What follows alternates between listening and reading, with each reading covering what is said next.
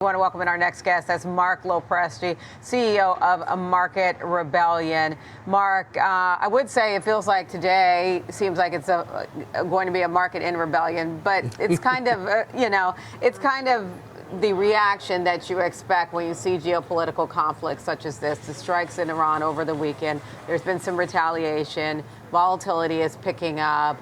What's your reaction to this kind of geopolitical shock? Does it make sense to you? Yeah, I think we're seeing exactly what we would expect, particularly since this happened over the weekend. That's always fun for volatility spiking. We're noticing, by the way, that futures are off from the lows of the morning. Traders watching very carefully the press conference that's being conducted right now from representatives of the Department of War. Yeah. I think what we're really going to be looking for is how long do we expect this conflict to continue, number one, because, of course, markets hate uncertainty. That's right. And number two, do we expect that it can be contained? I think the big concern, the big wild card here, Diane, not only for global geopolitics, but for traders and markets, is can this be contained and not extend out to other parts of the region, as it looks like there might be a chance that that may already be happening. That's right, and that explains, the shutdown of airspace Yes. and, the worries about some key points in the Middle East. Now, there's obviously now the bubbling up concern about inflation risk from energy as it relates to this. We're already seeing oil prices spike. We're sitting above $72 a barrel for WTI. Brent is rising as well.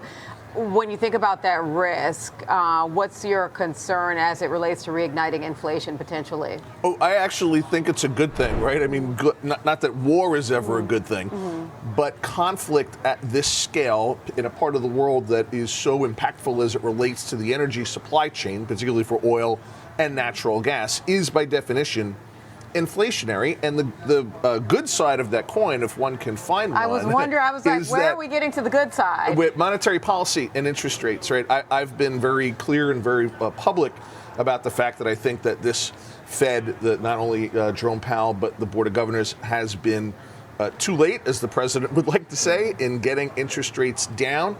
I think that this type of thing could be the kind of inflationary impact that could perhaps inspire them to take action.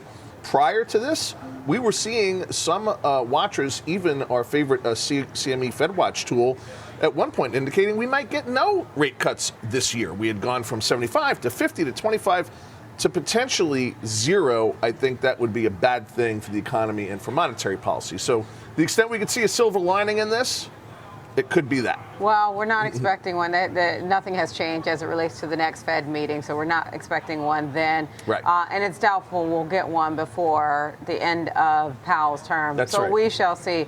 Let's talk a little bit about the road ahead and the consumer health check, because we just led into our conversation with Target and change on a rating there. We've got some retail results coming in this week. Yes. What are you watching out for on that front? Yeah, a big week, of course, for retail, particularly against the backdrop of last week's inflation print, showing inflation cooling, still heading in the wrong direction, but cooling, getting closer to the Fed's 2% magic number. But it went a little bit the opposite direction where the Fed would want it to go. It did. There's absolutely no doubt about that. I think, though, on a tariff-adjusted basis, on a global geopolitical basis, you have to look at it as actually heading in the right direction. I think it is heading in the right direction.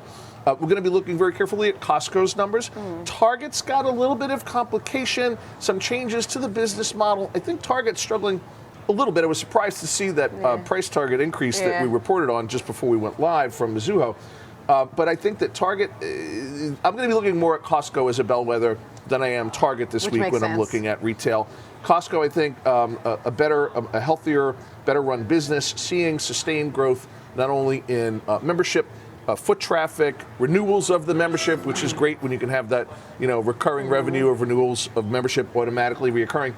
By comparison, I think Target is sort of looking to find itself as they introduce higher end. We saw higher end shoppers or higher income shoppers coming into Target, which was great, but they didn't necessarily have the product demand fit, I think, right. So I'm a little bit more sanguine about Target, but I think Costco The street is looking for Costco to at least beat, if not exceed expectations. Okay. I think Costco is going to exceed expectations and going to do very well. And it's going to demonstrate that the consumer is healthy and strong, particularly at the higher income level. Okay, and then I want to get back to the bigger picture here today. For a day like today, what's the playbook? Because I was talking to one of my colleagues earlier today. He said one of the things that typically happens in this situation is by day 8, the market starts pricing in where the geopolitical risk stands, and it, this can often present an opportunity for those who are waiting to get in the market, sitting on the sidelines, in terms of those who are interested in more risk assets. What's your thought? I think that's exactly right, and I think if we look at how markets have historically responded to this kind of conflict, including the last time we had military action against Iran last year, you have that sell-off, that volatility, that sell of the news. It does create buying opportunities for smart investors, and I think you don't need to be Warren Buffett to guess where some of the good opportunities are. We like, in particular, the drone makers, who, by the way, Diane, were among those, particularly the smaller ones, the RCATs, Red Cat, V-Wave, Aerovent, AVAV.